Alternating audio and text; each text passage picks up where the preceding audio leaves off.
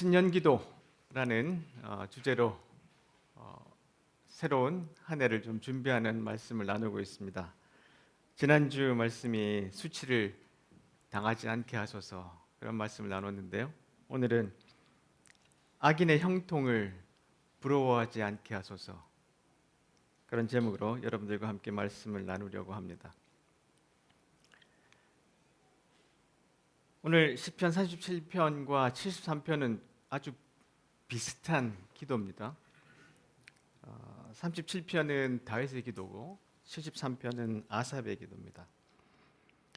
73편에도 이렇게 이야기합니다.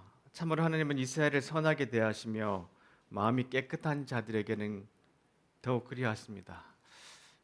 그것이 자기 신앙이고 믿음이라고 생각하고 살아왔는데 거기에 의심이 생겼어요. 그러나 나는 이제 그 사실을 믿을 수 없게 되었습니다. 내 믿음을 다 잃어버린 것 같습니다. 그 믿음을 잃어버리게 된 단초가 된 그런 이유가 있습니다. 왜냐하면 악한 사람들이 잘 살아요. 나는 그런 교만한 사람들에게 질투를 느꼈어요. 그래서 시험에 들었습니다. 회의에 빠졌어요. 공감하십니까? 4절에 그들은 마음에 갈등도 없어요. 악인은요 갈등 안 합니다. 이게 해야 될까 말아야 될까, 좋은 일일까 나쁜 일일까 갈등 안 합니다. 자기에게 이익이 되면 무조건 합니다. 착한 사람은 이거 할까 말까, 살까 말까, 이거 죄가 아닐까, 그러니까 몸도 안 좋아져요. 근데 얘들 굉장히 건강합니다. 잘 먹고 좋은 거 보고 잘 입고 막 쓰고, 그러니까 이 사람들이 불행한 일도 일어나지 않는 것 같아요. 교만을 먹거리로 삼고 폭력을 옷으로 삼습니다. 굳어진 가슴에는 악한 생각이 있고 교만한 생각은 끝이 없습니다. 여러분, 악인들은 굉장히 부지런합니다. 쉬지 않고 나쁜 짓을 생각합니다. 근데 착한 사람들은 그렇지 않아요. 그냥 평안하게 살길 바랍니다. 그러니까 악인들이 잘 삽니다. 악인들이 높은 권력을 갖습니다. 그게 세상의 이치입니다. 그들은 다른 사람을 헐뜯고 악한 말을 하며 거만한 태도로 남을 위협합니다. 입으로는 하늘을 대적하고 땅을 두루다니며 악한 말을 내뱉습니다. 이것이 악한 자들이 사는 방식입니다. 언제나 편안하게 살면서 재산은 점점점 늘어갑니다. 아, 이거 배 아파. 그렇죠? 우리는 열심히 예배 와 있는데 이들을 다 놀러 갔습니다. 아, 질투심 느껴. 그리고도 나는 내 인생이 왜 이렇게 힘들까, 이런 고민들 신앙생활 하다 보면 들기도 합니다. 그래서 이런 생각이 들었어요. 내가 무엇 때문에 마음을 깨끗하게 했단 말인가? 내가 죄를 짓지 않고 성실하게 살려는 것이 무슨 소용이 있단 말인가? 나쁜 놈들이 더 큰 교회 합니다. 왜 내가 성실하게 이렇게 해야 돼? 이런 고민에 빠져요. 나는 하루 종일 고통을 당하고 매일 아침마다 그것 때문에 벌을 받고 있어요. 만일 내가 이 일을 대해 말하기로 결심했다면 나는 주의 백성들을 속였을지도 모릅니다. 나는 이 모든 일을 이해해 보려고 무척이나 애썼지만 그것은 너무나 힘든 일이었습니다. 굉장히 힘든 일입니다.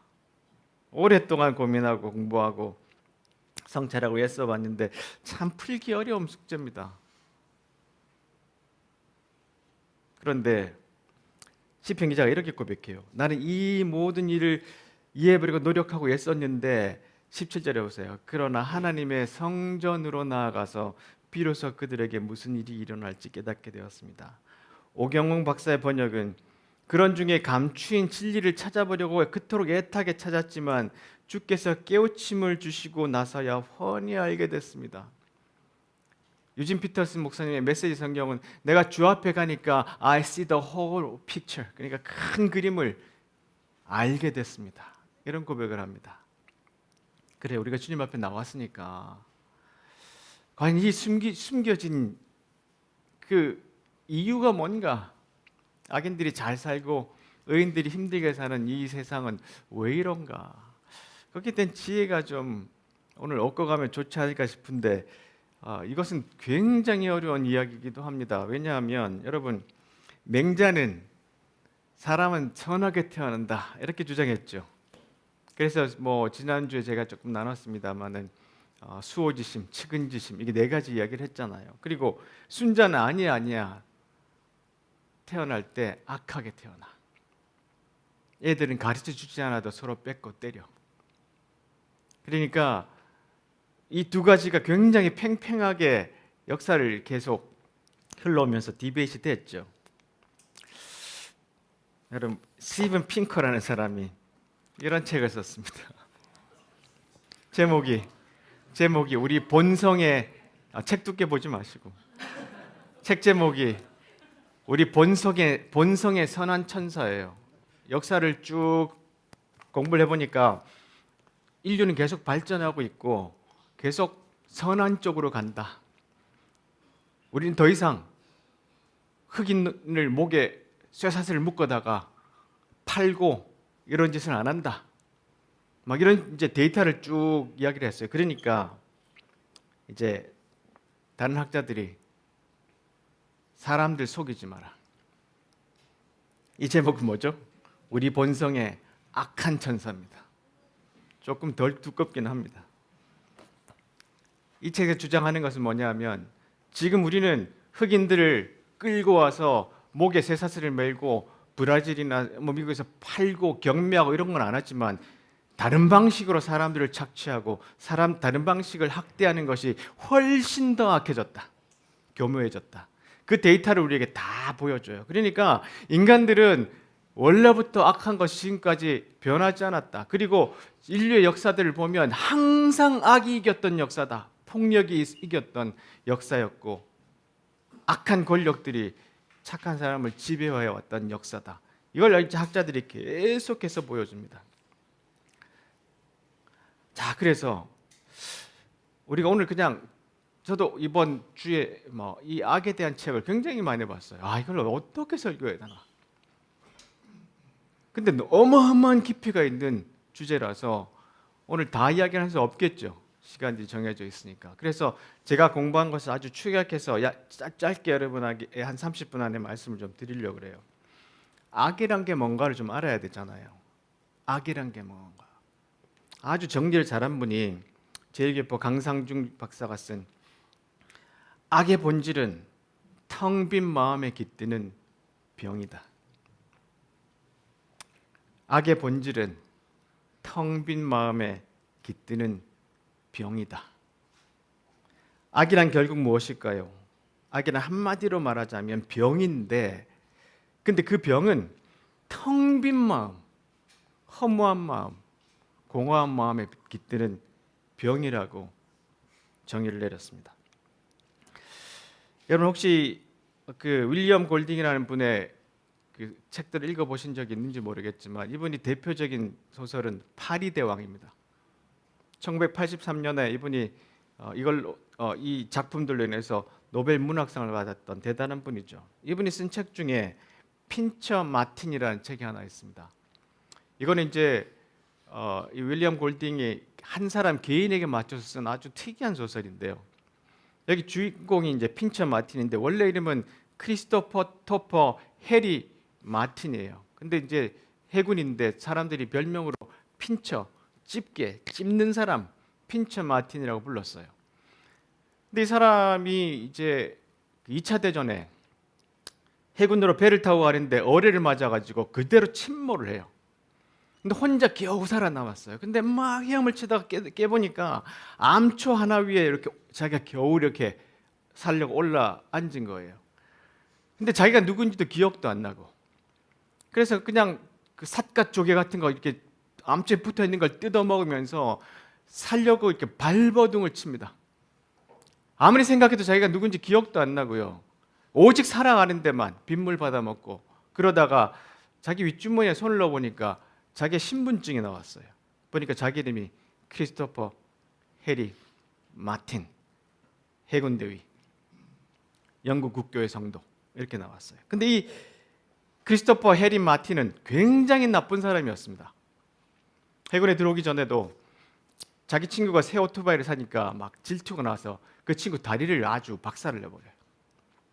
그리고요, 강간에다가 아주 절도에다가 아주 나쁜 짓을 서슴없이 저질렀던 자예요. 그래서 배가 침몰하게 된 것도 자기가 의도한 부분이 있었던 거예요. 그럼 자기를 점점점 깨닫게 됩니다.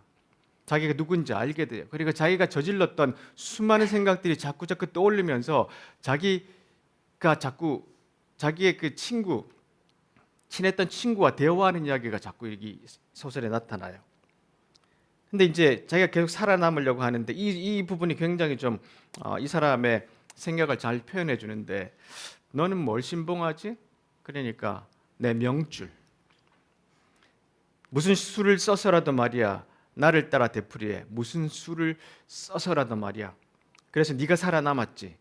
그건 운이었어. 아니야, 그건 필연이야. 그럼 다른 놈들도 살고 싶지 않았을까? 뭐 이런 대화를 해가는데요, 이 친구의 가장 목적은 뭐냐면 남을 어떻게 이용하고 착취하고 해를 주고라도 자기가 기쁘게 잘 사는 거였어요.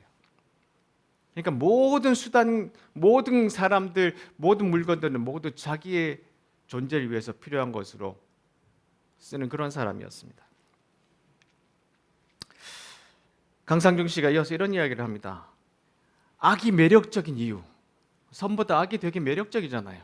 그러니까 악인들이 막 저러죠. 그런데 악이 매력적인 이유는 악이 깃든 사람이 오로지 자신만을 믿는 거예요.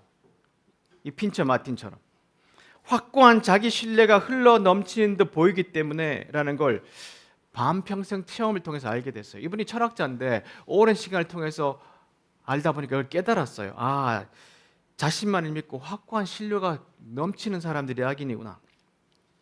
하지만 나만 믿을 수 있다는, 결국 누구도 믿을 수 없다는 걸로 바뀌기 때문에 다른 사람과 연대가 없는 전능감, 악인들은 자기가 혼자 다 할 수 있다고 믿죠. 그러나 결국 파탄해버리고 마는 운명을 맞습니다. 성경에도 수많은 작품에도 이렇게 악에 씌인 주인공들에 대한 파탄을 잘 그려주고 있어요. 이게 핀처 마틴이 대표적인 인물이기도 합니다. 마지막에 소설 끝에 이렇게 결론이 나요. 이 해군 장교가 몇 사람이 모여가지고 남은 시체들을 이렇게 그 오래 가라앉은 배에서 나온 시체들을 옮기는데, 한 병사가 이렇게 물어요. 혹시 마틴을 걱정하십니까? 그러니까 마지막에 고생을 안 했을지 모릅니다. 이게 굉장히 반전이 확 일어나는 장면이에요. 그러니까 이제 캠벨 씨가, 해군 장교가 이렇게 말해요. 네, 좀 걱정이 되네요. 그랬더니 제 말뜻은 딱 그거였습니다. 그렇다면 걱정할 거 없습니다. 시신을 보셨지 않습니까? 마틴은 심지어 방수장화를 벗어 던질 짬도 없었습니다. 이것은 뭐냐 하면 어뢰에 맞춰서 격침되는 순간 죽었던 거예요. 그러니까 이 암초 위에서 6일 동안 있었던 것은 사실은 살은 마틴이 아니라 죽은 마틴의 이야기입니다. 여기서 윌리엄 골딩이 말해주려고 하는 것이 뭐냐면 이 악인은 이미 죽은 존재라는 거예요. 실제로 악인들이 번영하고 잘 살아가는 것 같지만 실제로 그 영혼은 죽은 자들, 텅 빈 존재. 그래서 강상준 씨가 고백했던 것처럼 이 악이란 것은 뭐냐 하면 텅 빈 것, 이것에 깃드는 병이 바로 악이라는 존재다. 이런 정의를 내렸던 거예요. 번성해 보이지만, 화려해 보이지만 실제로는 죽은 자라는 것에 대한 아주 깊은 이해를 이 소설에서 우리에게 제공하고 있습니다. 시편 37편 2절부터는 이런 이야기를 합니다. 넝쿨 풀이 뻗어가도 끝내 베이니 덩굴 쑥이 얼마나 푸르겠느냐. 악한 자들이 감히 여호와께 대적하니 이는 재앙을 자초함이라. 화려해 보이나 한순간에 무너지니 틱불 아무리 무성에 가득하여도 불길 한번 지나니 흔적 없음 같네. 나 일찍이 악인이 득세하여서 푸르는 봄풀처럼 무성함을 보았지만 돌아오는 길에 그 집을 지나니 사람 흔적 없고 덩굴 쑥만 우거졌더라.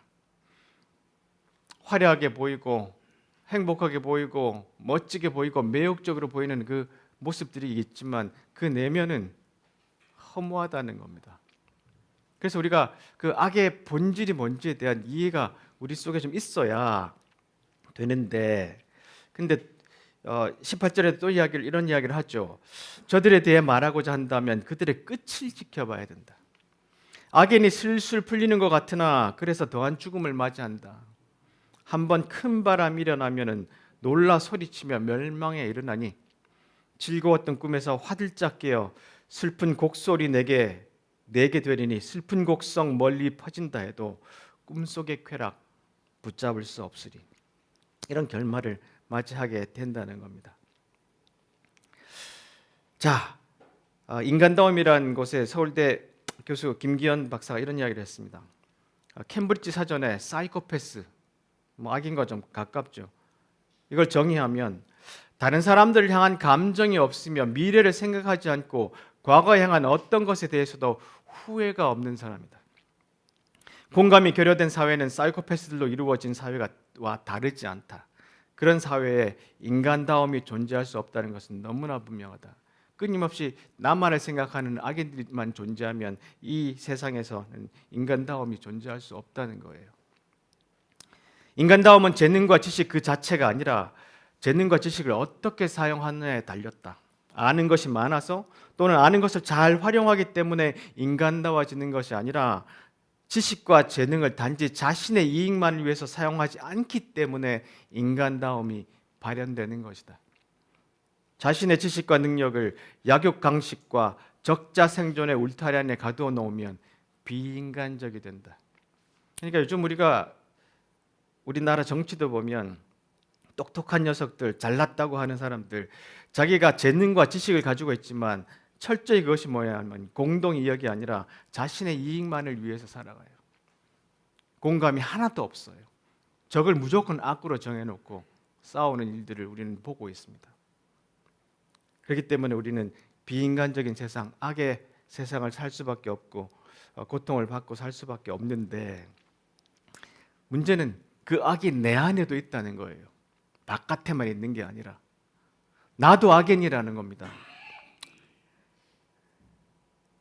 시편 28편 20절에 이 다윗이 이런 고백을 했습니다. 이 시편은 사울에게 막 쫓기다가 난 다음에 이제 살아남았을 때 주님께 감사하면서 이제 쓴 시편인데, 내가 옳은 일을 함으로 여호와께 내게 상을 내리셨으며 깨끗하게 살았다고 여호와께서 내게 복을 주셨습니다. 나는 여호와의 길을 따랐습니다. 나의 하나님을 떠나 나쁜 짓을 하지 않았습니다. 나는 항상 주님의 법을 앞에 두고 살았고 그분의 법을 저버린 적이 없었습니다. 나는 하나님 앞에서 나무랄 데 없이 살았고 죄에 빠지지 않도록 조심하였습니다. 이 어린 다윗이 굉장히 자기가 잘 산 것에 대해서 프라우드했어요.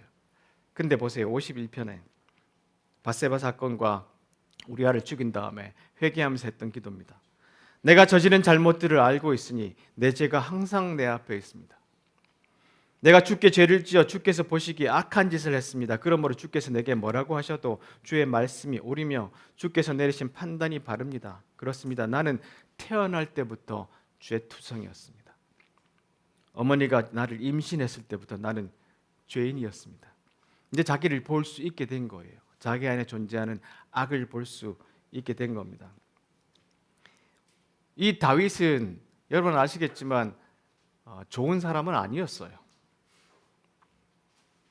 결국 마지막까지도 우리는 성경에 보면 그를 높이려고 하는 많은 그런 메시지도 있긴 하지만 성경에서도 또한 밸런스를 잡아줘요. 그렇게 좋은 사람은 아니었어. 죄 있는 한 인간이었어. 그렇게 알려줍니다. 로마서에 보시면 다시 말해 우리 모두 다 죄인으로 출발합니다. 이 점에 대해 성경은 더할 나위 없이 분명합니다. 바르게 사는 자, 의인은 아무도 없다. 단 한 사람도 없다. 사리 분별하는 자 아무도 없고 하나님께 깨어있는 자 아무도 없다. 다들 잘못된 길로 접어들어 다들 막다른 길에서 헤매고 있다.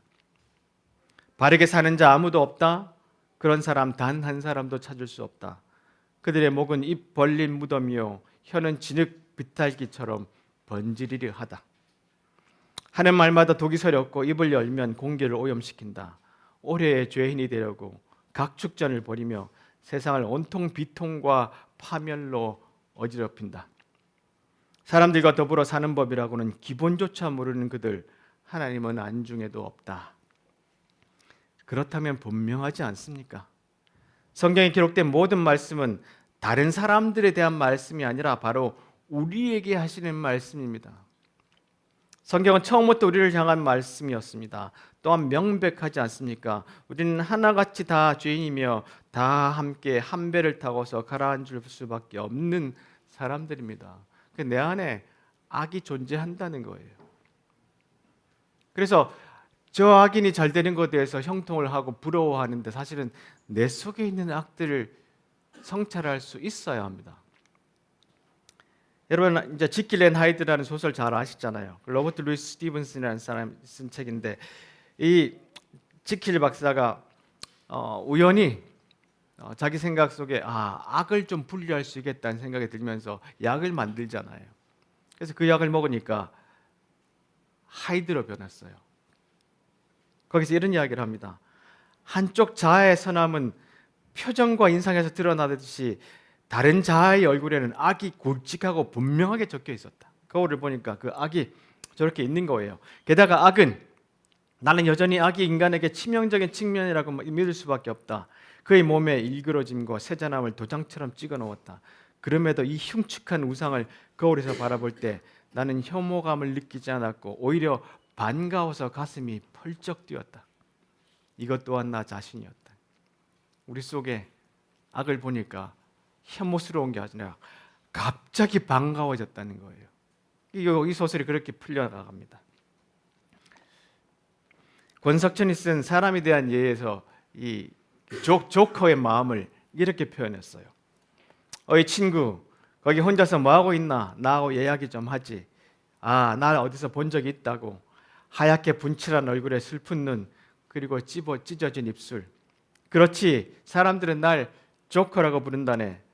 사람들은 내가 흑화했다고 말하지. 흑화.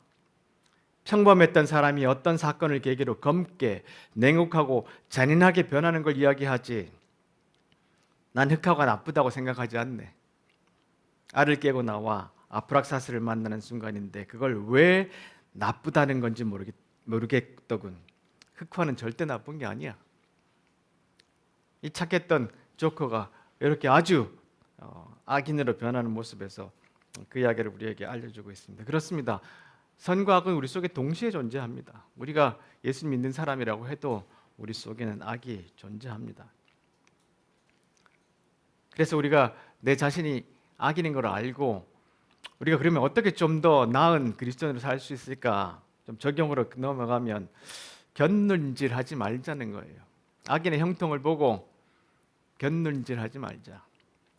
시편 73편 10절에 막 악인들이 저렇게 사니까 주의 백성들마저 현혹되어서 저들에게 물들어 버린다 그랬습니다. 누가 보면 예수님께서 말씀하셨어요. 누구든지 쟁기를 잡고 뒤를 돌아보는 사람은 하나님 나라에 걸맞지 않다. 하나님 제자로 우리를 부르셨잖아요. 근데 쟁기를 잡고 뒤를 돌아본다는 뜻은 뭐냐면 우리는 이렇게 반농사 안 해봤으니까 이게 무슨 뜻인지 잘 모르는데 찾아보니까 여러분 보세요. 이렇게 앞에 쟁기를 가지고 이렇게 자꾸 밭을 매다가 자꾸 뒤를 돌아보면 이 줄이 어떻게 될까요? 네, 삐뚤삐뚤 될 거 아니에요. 목표를 놓고 계속 이렇게 가면 줄이 똑바르게 갈 텐데 계속 뒤를 봅니다. 그러면 자기 지나온 길이 막 엉망이 돼 버리겠죠. 그걸 말씀하시는 거예요. 우리가 하나님 나라의 부르심을 받은 제자라면 곁눈질하지 말고 살아야 된다. 악인의 형통을 부러워하지 말고 살아야 된다. 그거는 허무함에 들어가는 병이다. 그걸 알고 있어야 한다는 것. 내 속에도 악이 존재하니까 곁눈질하지 말고 살아야 한다. 37편 16절부터는 이렇게 이야기하죠. 7절에 소인배들 잘 된다고 힘겨워 말라. 여호와 앞에 묵묵히 내 마음 드릴지니 저들은 괴게 믿고 짓까불지만 너는 곧고 성실함을 의지하여라. 흔들린 마음을 고요케 하라. 성냄은 악이 던진 고약한 미끼라.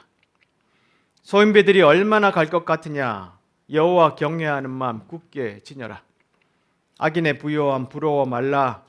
그보다는 선한 이의 청빈이 낫나니. 야훼는 진정 선한 이의 걸음이 곁길 가지 않음을 기뻐하시니 비틀거려도 아주 넘어지지 않음은 주께서 붙잡아 주시기 때문이여라. 갈라디아서도 이렇게 말합니다. 착각하지 마십시오. 어느 누구도 하나님을 속일 수 없습니다. 사람은 심은 대로 거두기 마련입니다. 다른 사람의 사정은 아랑곳하지 않고 하나님을 무시하고 이기심을 심는 사람은 잡초를 거둘 것입니다. 그런 사람은 자기만을 위해 살면서 온통 잡초를 키워낼 것입니다. 그러나 하나님께 대한 응답으로 삼고 그것을 키우는 일을 하나님의 영에게 맡기는 사람은 참된 삶, 곧 영생이라는 알곡을 거둘 것입니다. 그러니까 곁눈질하지 말고 우리에게 맡겨진 주님의 그 제자의 삶을 열심히 살아갑시다. 그래서 알곡을 거두는 참된 삶, 참된 인간의 삶을 살아갑시다 하는 말씀 우리가 기억하시면 좋겠습니다. 그래서 결론으로 악인의 삶을 본받고 부러워하고 동경하는 것이 아니라 주님의 제자로서 우리 스스로 존귀한 삶을 살아가도록 애를 쓰면 좋겠어요.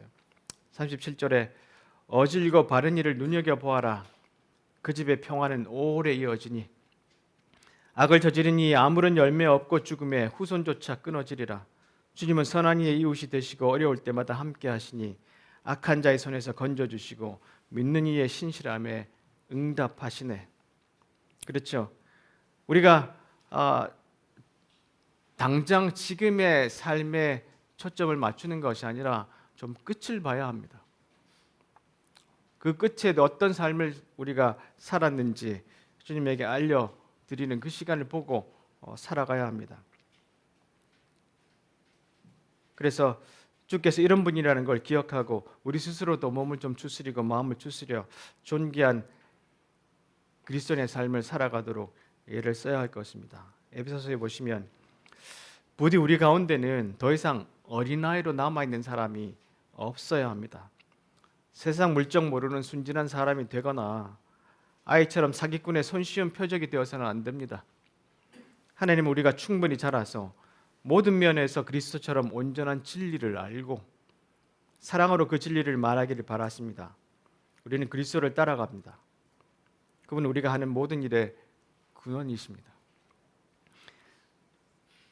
신앙생활을 몇십 년 하면서도 계속 어린아이로 남아 있을 수는 없습니다. 계속해서 곁눈질하고 부러워하다가 내가 돌아오면 다시 한번 후회하고 또 돌아가는 반복되는 삶을 사는 것이 아니라 세상 물정 모르는 순진한 사람이 아니라 모든 면에서 자라서 주님과 같은 그런 삶을 살 수 있도록 우리는 계속해서 성장해야 된다는 것입니다. 그래서 주변에 있는 모습들을 보고 시험에 들거나 또 어려움에 빠진 분들은 다시 한번 우리는 존귀한 존재로 부르심을 받았고 그 삶을 살아가는 삶을 요청받았다는 것을 기억하시고 살아가는 우리가 되었으면 좋겠습니다. 21절에 악인은 거절이 몸에 배었으나 선한 이는 베풀기를 즐거워하니 여호와께서 저들에게 복을 주시고 악인을 버리심은 이 때문이라. 아까 앞에 정의가 악인들은 자기만을 위해서 모든 걸 쓴다 그랬잖아요. 근데 주님께서 기뻐하시는 것은 복을 주시는 것은 선한 이가 베풀기를 즐거워하기 때문이라고 말합니다. 여호와께서 저희들에게 복을 주시고 악인을 버리심은 바로 이 선한 이가 베풀기를 즐거워하고 악인들은 자기만을 위해서 쓰기 때문인데 주께서 버리시니 저주로 죽으며 주의 복 얻은 이들 땅을 차지하도다. 여호와는 진정 선한 이의 걸음이 곁길 가지 않음을 기뻐하시나니 비틀거려도 아주 넘어지지 않으면 주께서 받아주시기 때문이다. 우리 기억하고 우리가 올 한 해 곁길 가지 않도록 우리가 마음을 잘 또 다스리기를 바랍니다. 갈라디아서 이런 이야기를 합니다. 그러니까 선을 행하되 지치지 마십시오. 선이라는 것은 보통 인간이 하기는 힘듭니다. 선을 행하는 사람은 신과 가깝다고 생각합니다. 하나님과 가깝다고 생각해요. 기독교인이지만 교회만 왔다 갔다 하지 자기 삶 속에 선을 행하지 않는 사람들이 너무너무 많습니다. 내가 무슨 복을 받을까? 내가 오늘 교회 가서 뭘 얻을까? 그것만 안 채워지면 온갖 가시 같은 모습으로 사람들을 찌르는 사람들도 참 많습니다. 예수님을 안 닮은 사람 참 많아요. 모든 것이 나 때문에 신앙생활하는 사람들이 많습니다. 그것은 주님을 닮은 사람이 아니에요. 선을 행하는 사람은 신을 닮은 사람입니다. 선을 행했다가 선을 좀 혜택을 얻은 사람들은 그런 표현을 해요. 신이 왔다 갔다. 하나님이 그냥 이곳에서 등장하는 것이 아니라 사람을 통해서 왔다 가신다는 거예요. 그러니 선을 행하되 지치지 마십시오. 포기하거나 중단하지 않으면 때가 되어 좋은 알곡을 거둘 것입니다. 그러므로 이제 기회 있을 때마다 모든 사람의 유익을 위해 힘쓰십시오.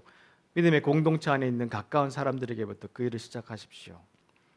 이 일들은 바로 여기서부터 시작해야 된다는 겁니다.